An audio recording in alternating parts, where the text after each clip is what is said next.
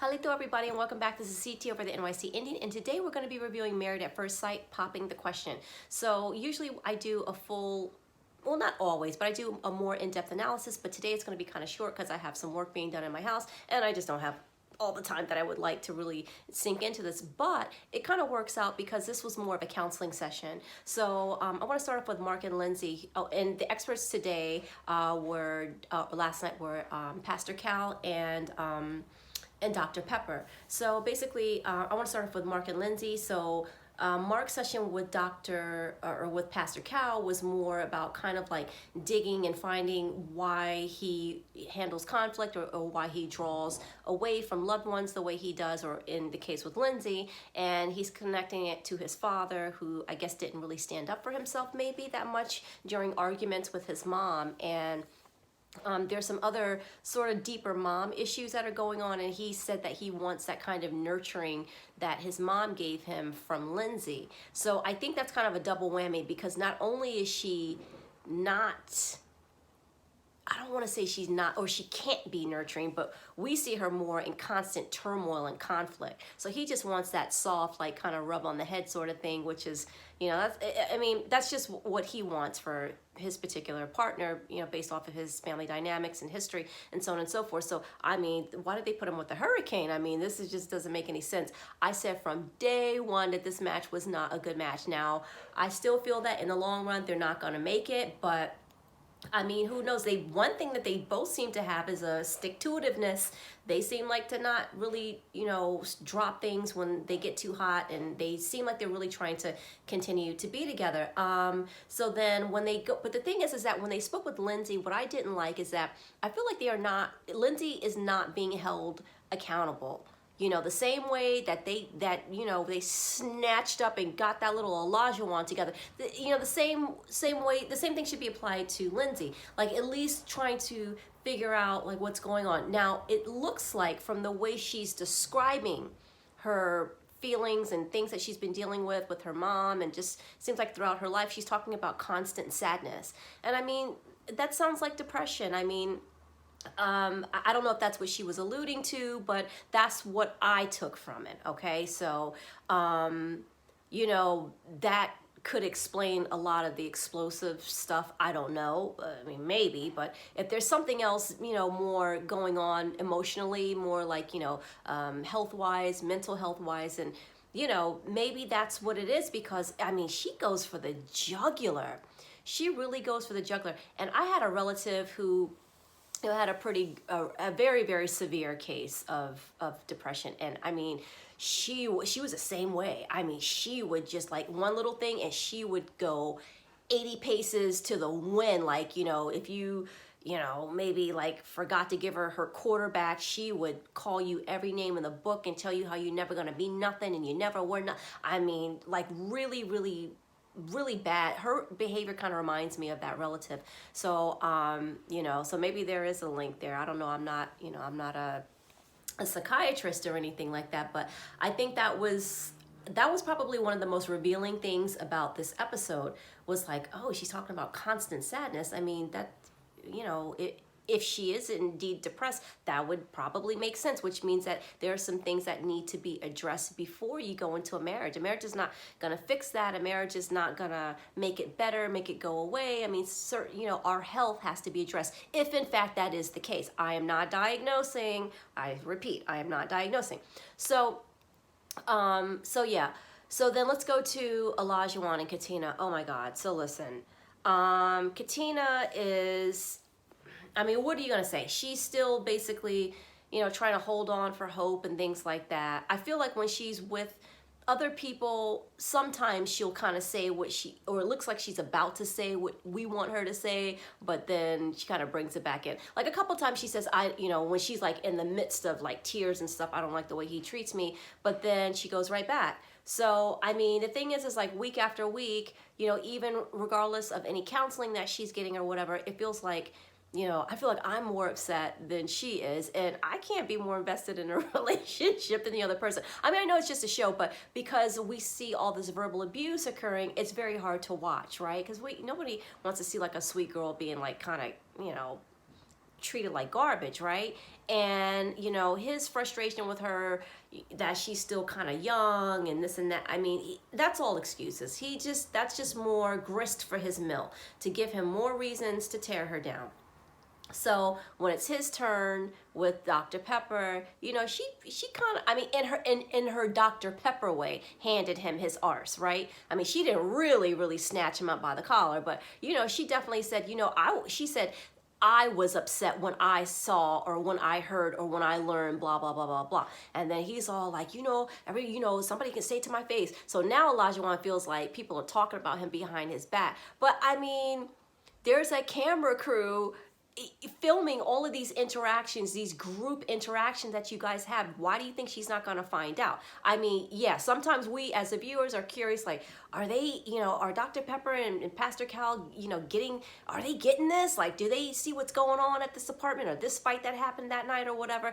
And they always say to us, you know, we may not be there, but we know what's going on. So I don't know why he would be so surprised, as someone who's actually a cast member, that she would know about, you know, how he's behaving, the kind of things that he says, the kind of tone, the aggressive manner, and the consistency of that tone.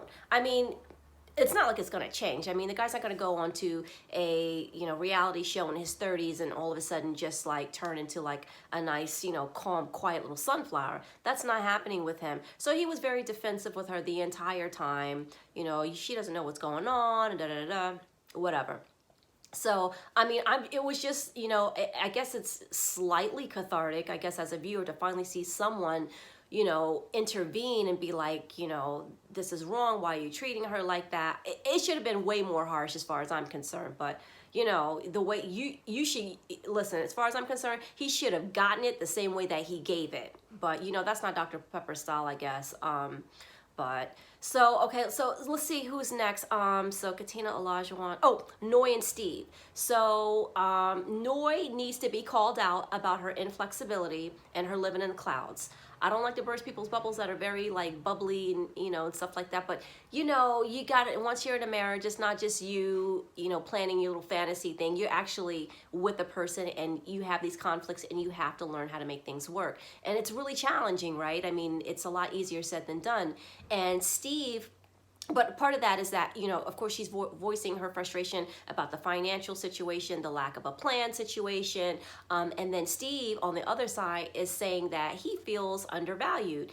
And, you know, it was really funny because, you know, Steve was basically, if Steve had a t-shirt made, it could have said, you know, I've been, you know, slaving over a hot stove all day. That's the kind of thing, you know, that seems to like really make him feel like, okay, well, I'm doing all this housework and she does nothing. So, you know, they are finally getting it out, right? They're really kind of saying it to the experts more clearly.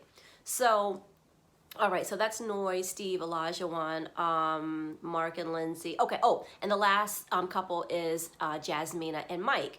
So, I mean, it's still the same standstill with them. They're communicating a lot better, they're getting along a lot better, but at the end of the day, there's just no chemistry. So no matter how well they're getting along, and Mike is still trying to figure out, well, what else can I do? You know, what more can I do for her? He really knows in the back of his mind that, you know, if it's taken this long to build chemistry, it's probably not going to happen. He's probably never been in a relationship with someone where there was no chemistry, right? So, I mean, because in a normal situation, you're going to meet a person and then that chemistry is already there automatically versus this sort of blind marriage sort of setup. And I think, you know, a lot of times if he is the pursuer, the guy the type of guy that tends to go after someone when he's interested in them, then yes, I'm sure he's used to rejection, but once you meet the person they like you, at least there's that baseline chemistry. I think he's just kind of stuck and just doesn't know what to do. And, you know, I don't think it's right for him to have to completely change who he is, you know, 100%. I mean, there's compromise, but I mean, what can you, if the other person, chemistry is just chemistry. I don't know what else you can do to create chemistry. I mean, you know, he's not a woman. It's not like he can put on makeup and change his hair and stuff like, I mean, he can change his hair, but you know what I'm saying? It's like, it's just not there. So now let's get to this little volleyball, indoor sand beach kind of situation. So that's when the experts are backstage listening to them, you know, because they're all together after they play volleyball, they're sitting down in their chairs and they're talking about their experiences with the counselors. And, you know, there was really nothing new. Mark and Lindsay, it's like, okay, well, I feel like, you know, she's too much. Oh, and Lindsay, oh, he's not, you know, he's pulling back. Well, Jasmina and Mike, I don't remember them saying much in that circle. What stood out to me, of course, was when Elijahuan started saying, like, you know, Dr. Pepper basically doesn't know what she's talking about, and she's, you know, she only gets a snippet of, you know, of the relationship. She doesn't really understand, you know, the inner workings, and this is how we communicate, and this works for us. And it was just like, and that was that clip that we had seen earlier in the season. She goes, keep talking, Elijahuan, keep talking, right? And I thought to myself, you know, they set it up to make us think that we were really gonna get him like getting dragged across that friggin' sand, right? But of course that didn't happen. So she comes in, or they come in, and then he's got this like kind of, you know, like this like the cat that swallowed the canary kind of look. He looked like a little kid who knew he was about to be in trouble. And I could just see it. I could just picture it. Him being that kid in elementary school, being in the office with his legs swinging and dangling, waiting for the principal. Like, he just had that look. It was so, his facial expression kind of regressed to like a childhood posture. It was so funny. But, you know, Dr. Pepper, all she basically said is like, listen, I'm not going to go back and forth with you about, you know, what was said and who said what, but, you know, this is, you know, X, Y, and Z. This is how you need to behave and da-da-da-da. Now, what I did not like is that when they started going couple by couple, first of all, I felt like Dr. Pepper in that group setting should have let him have it. Okay, talking about Elijahuan, she should have really let him have it, because it just makes it feel like, you know, you're in this group setting and you've already had talks with him before about how he's behaving, and he's still popping off. And then the other couples looked uncomfortable. They're all looking down on the ground because probably they were probably one of the ones that said something, right? Even though they're like, hey, Elijahuan, to his face, they probably are saying, you know, yeah, he's nice, but he's real reckless with his mouth when it comes to his wife. And the other thing, it looked like they felt like they didn't want, like they were afraid they didn't want Elijahuan to jump on his back, onto their backs. So I was like, you know, he's just making people feel uncomfortable all the way around. And he's sitting there, you know, trying to, you know, say to Dr. Pepper, well, you know, this is how we communicate. This is what we do. This is what it looks like on this side. And Katina's just sitting there. And, you know, she's not speaking up. She's afraid. She's obviously afraid because she doesn't want to get him too teed off. And, you know, if they're going to stay together, he better get used to having to defend himself all the time, because he talks like an ass. I mean, that's all that is. I mean, he's so rude, he's cruel, he's demeaning. Like Dr. Pepper said, so I hear that you're trying to like say like what kind of woman she is. Like you're trying to like say that she's not a full, I don't know. It was something about her womanhood, you know, like questioning that. And when she called him on that, he was like, basically trying to act like, no, of course I apologize, and of course I did this, and of course I did that. Do you guys notice that during his rebuttals, it was always this, no, of course, oh, sure. It's like the repetition 3 times, right? And he does it like so frequently. He's just, you know, he's a talker. He's a BSer, right? I mean, I feel like I'm just so frustrated with this couple, because I want her to leave him, and it's looking more and more like she's not going to. Okay, so what else? Oh, and when it came down to Lindsay and Mark, I'm like, okay, now that we've dug into Lindsay's past and how she handles conflict, can we please hold her accountable instead of saying, yeah, we know she goes off. We know Lindsay, you know, Lindsay, she's a lot. We know. No, call her to the table, okay? Take her to task. Let her know that you know, especially when someone is in a vulnerable position like Mark, okay, you know, and he is your husband, and you do actually care for him, you are actually starting to love him, you don't treat him like he's last week's garbage because he's had a traumatic event. You don't throw that up into his face. You don't say, well, you know, if it weren't for me, and da-da-da. I mean, that, now listen, unless maybe somebody's coming at you like that, then you can rebut with that, but that's not like the kind of thing you just say because you feel like you're not getting enough attention.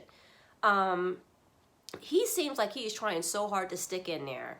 Like, I mean, she seems like she's really hanging in there too, and I don't understand, because she says to Dr. Pepper how miserable she is. She's constantly crying, and another thing too is that, listen, I mean, you notice that during a lot of these interactions, she's drinking. And, oh, I'm all for a good cocktail, honey. Don't get me wrong, all right? But, you know, you have to make sure that you are not, if you have an issue, or for you cocktail will escalate and make you turn into the devil themselves, then I mean, you got to leave that alone when you're having these very serious conversations. You know, and if you're just drinking because you're depressed or whatever, then that's sort of self-medicating. It's not helpful. I mean, you know, if you have one bad night or something, it's okay. You drown your sorrows and you wake up and you dust yourself off. But if it's something deeper than that, something clinical, then obviously alcohol is not going to be, you know, the cure-all for that situation. So, yeah, so, oh, but one thing I wanted to address that really stood out, when Steve and Noy sat down together, I noticed that finally after, I mean, I think all of us were probably taking a collective sigh when he sat down in front of that computer and started going through the accounts, because now, okay, it was time for the popcorn, because you're either in the Steve needs to get a job camp, or you're in the he's a secret millionaire camp. And I have had no reason to believe that this man was a secret millionaire. He just did not flow. His conversation just didn't, you know, and some people, not everybody's flashy with their wealth, especially in the United States. You know, Americans can display their wealth in other ways, but a lot of Americans, not all, but, you know, especially, like, I live in Seattle, right? A lot of these people are extremely wealthy. You would never know it because they wear hiking gear and like yoga pants, and like you just wouldn't know. They don't drive expensive cars. They don't drive anything fancy, but they're living in a $3 million home on the lake, you know? So I was not getting from him that he was one of those living on Lake Washington, Seattleites kind of thing. Not getting that from him. So, and then, I mean, and yes, we still don't know technically how much. However, when she looked at that computer, her eyes didn't go like Mark the Sharks and get all wide and stuff, right? So obviously he's not making it like that. And she's still like, okay, but I want a plan. And he's like, okay, well, if we did this and we did that, and then if we had kids and you know, hey, they seem to be on the same page about having children next year. I think that is still a little bit soon, considering that they still have these financial things to work out. But if it's mainly that, and she's got to stop posting on social media. Come on now, like even the cryptic stuff, even if it's not about him, which I don't believe that was true when she denied that, I still think that you don't do it because it just can look that way. Sometimes we do have to take a look at how things can appear. Sometimes appearances do matter. But I thought it was good that at least they finally sat down, because you know what? They've had the conversation before, but this time she finally said, look, with the kind of poverty, the kind of background that I had, you know, we work, and to us it's not a big deal to work. And for him to say, okay, well, you know what? Let's look at this scenario. If I were to work this time, let's look at that scenario. Now, her face was like, she wants him to have a full-time job, period. Okay, period. She's not looking for no creative, part-time, freelance this, freelance that. And for people who think that, oh, but you can't just come down on somebody because they do freelance work or whatever. This is not like he's doing freelance and constantly generating income, right? And even if he were, I still think she wouldn't go for it, because she would be resentful that, you know, he's home a lot of the times when she's coming home and stuff like that. So now it was funny when they were talking about the diaper duties.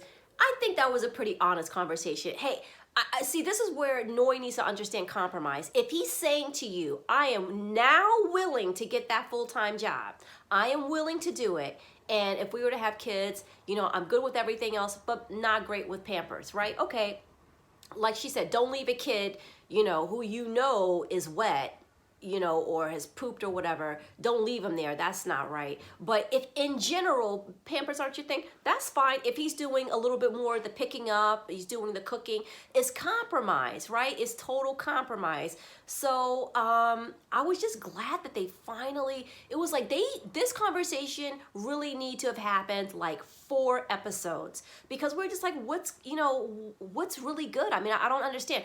It seems like they're being real gentle around it instead of saying, look, this is what I want. I am not going to deal with someone who's not working. And then him saying, look, I will only be with someone who lets me be creative. You know, just say it. Just whatever it is, just get it out of the way and say it. So I'm glad it was said. I mean, God, it was like waiting for a boil to explode. It finally happened. So, now she's not terribly convinced. Now that's the thing that's kind of interesting to me, is that this seems to be the conversation that she's been waiting for so long. But at the end of it, she wasn't like, oh my God, you know what? I'm so glad that finally you're willing to come over to my side. Because, I mean, he would be compromising for him to, you know, go back to a 9-to-5 when that is something that he's obviously completely tried to distance himself from. So, glad the conversation happened. But, you know, she says she's going to need to see more from him. And I don't blame her, right? I would have been like, oh my God, that's so great. But she's being a little bit more smart about it. So she needs to work on her compromising and, you know, number of children. Or maybe she doesn't have to compromise on that. That's her own fertility. That's her business. That's fine. But other things in general, she will need to compromise a little bit for, just a little bit. And you can still be the queen of the house. There's no problem with that. Every couple has their own dynamic, as long as everyone is being treated with respect. It doesn't matter who's leading the household, as long as there's a mutual respect for one another. And you are not suspending your critical thinking, right? Because you know how I feel about that.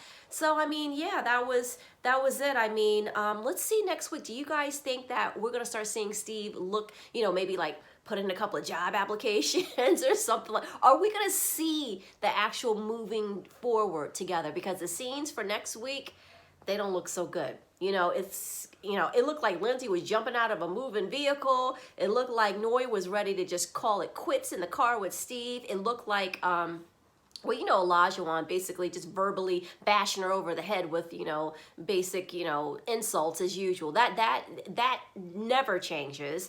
And Mark and Lindsay, her crying, him upset, walking away, the same thing. So I hope there'll be some resolution.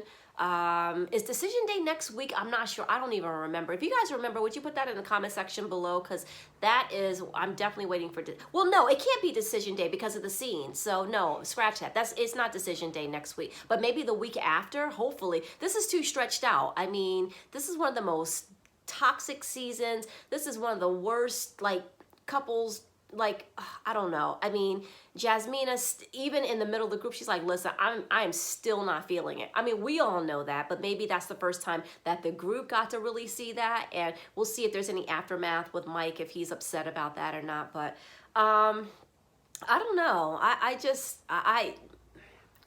don't even know. I can't even get my predictions together because, I mean, I don't know. I mean, Mark and Lindsay, as dysfunctional as they are, and as much as I think that in the long run that they will not work, I kind of feel like they're going to say yes on decision day.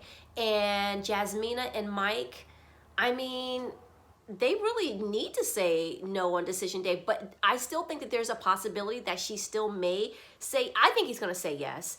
And her, I think she might, just because she's like, okay, well, maybe if we just give this more time.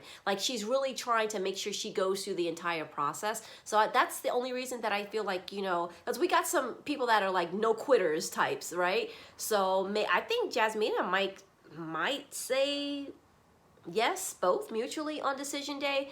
And let's see who else. Mike and Jasmina. Steve and Noi. I kind of think they're going to stay together. As strange as it is, I still think that they're going to stay together.